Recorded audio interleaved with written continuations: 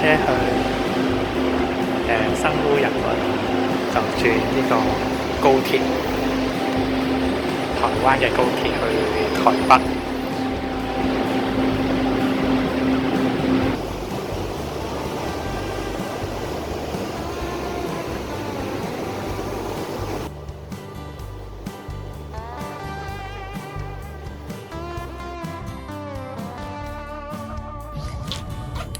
就係日本 No.1 品牌嘅日式泡芙，呢個係卡士達嘅味道。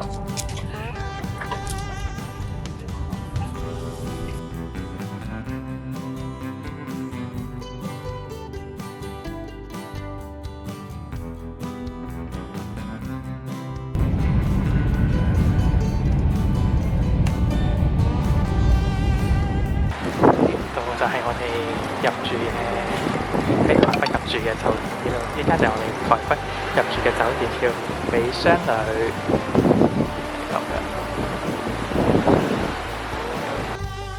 頭先經過麵包，佢就買咗呢個叫做丹麥菠蘿嘅麵包，係同香港菠蘿包好似有啲分別嘅，係價錢係35蚊台幣。喺台北酒店等候 check in 嘅期間呢，去咗呢間食牛肉麵嘅鋪頭啦，個名呢就叫做巧合真牛肉麵。咁對呢間牛肉麵呢，我覺得都唔錯嘅，但係我覺得佢最好食嘅呢，就唔係牛肉麵啦，係青瓜啦。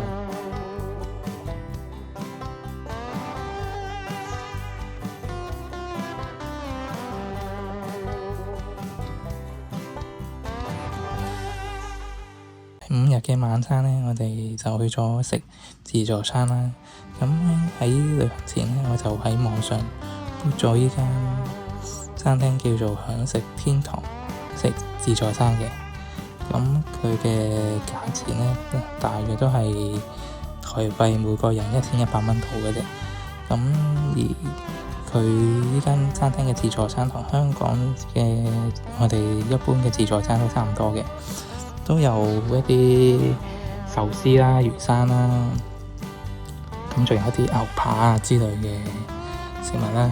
咁呢間餐廳都有好多酒類飲品提供嘅。咁我都覺得呢間餐廳係幾唔錯下嘅，大家嚟台北可以試一試啊！好大嘅蝦餃。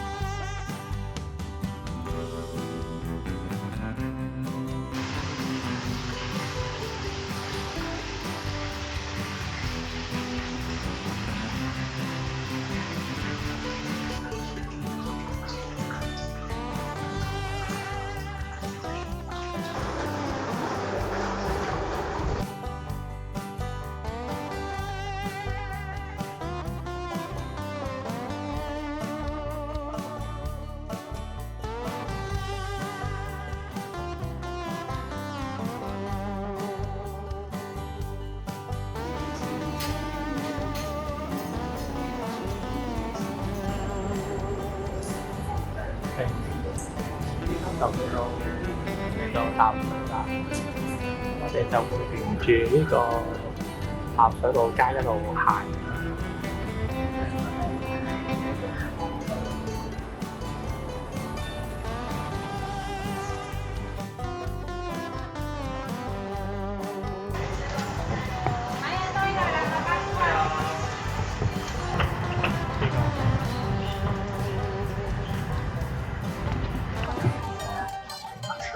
失戀博物館。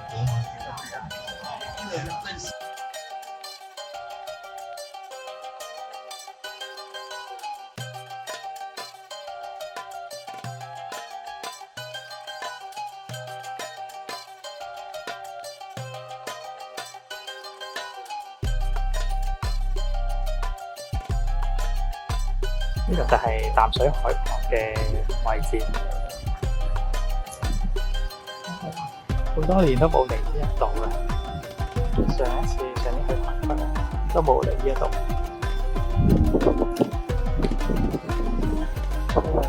周邊小食買埋啲旅行嘅，買下啲袋啊、帽啊、鋪頭。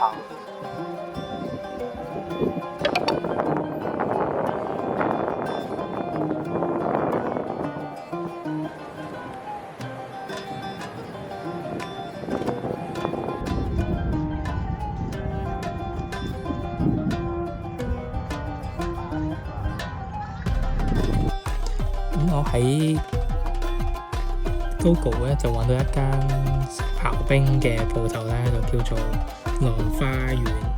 咁我就叫咗個富士山梳打嚟食嘅，呢個富士山梳打刨冰。咁我覺得呢個富士山梳打都刨冰係唔錯嘅，都因為佢個份量都幾大。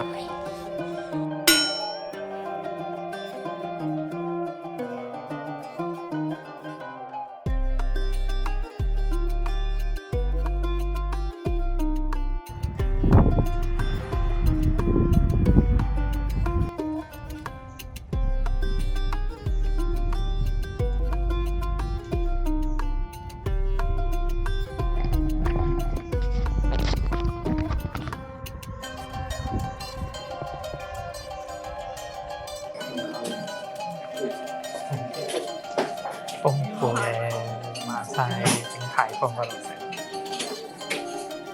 嗌咗一個招牌嘅10個小籠包，酸辣湯，綠絲沙鹽綠絲蛋炒飯，醉雞啦，莧菜。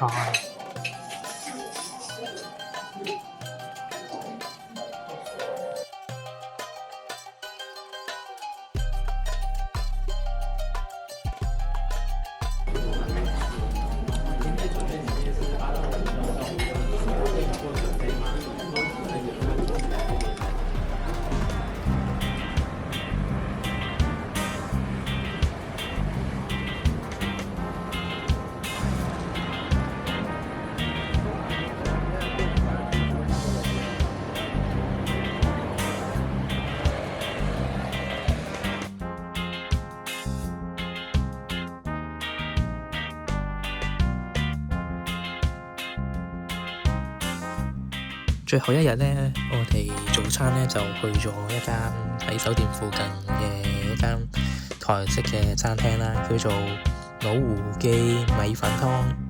咁咧佢係一間食台式料理嘅老店嚟嘅，咁有60年嘅歷史㗎啦，已經有。咁咧佢係主要係食一啲台式嘅小菜啦，一啲湯啦，同埋佢有滷肉飯食嘅。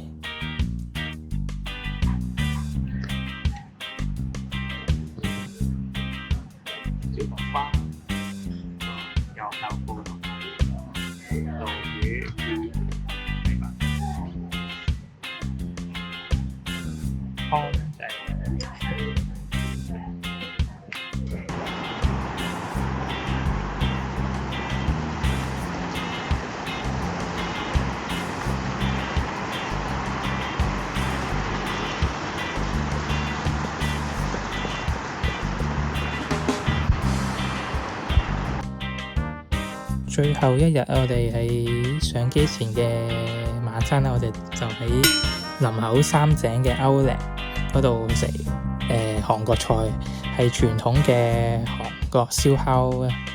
咁我哋就叫咗個套餐嚟食嘅。咁佢最特別嘅地方就係佢有專人嚟幫我哋處理一啲牛肉類啦嘅食物嘅，佢仲幫我哋燒埋添嘅，都係非常之正呢個體驗係。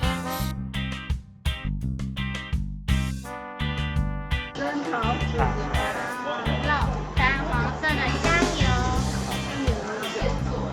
好嘞，就可以了。OK。然後這是魚醋，你可以加肉。呢個就係海鮮烤餅，飯。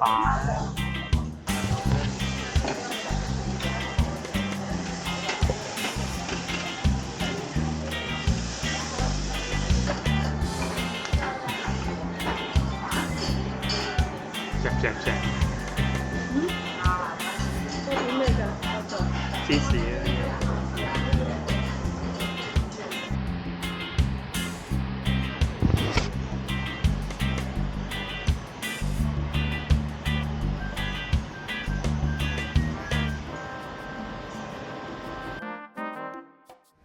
好啦，咁今次條片就去到呢度啦，大家記得 like、comment 同埋 subscribe， 同埋記得撳埋隔離嘅鐘仔啊！我哋下條片再見啦，拜拜。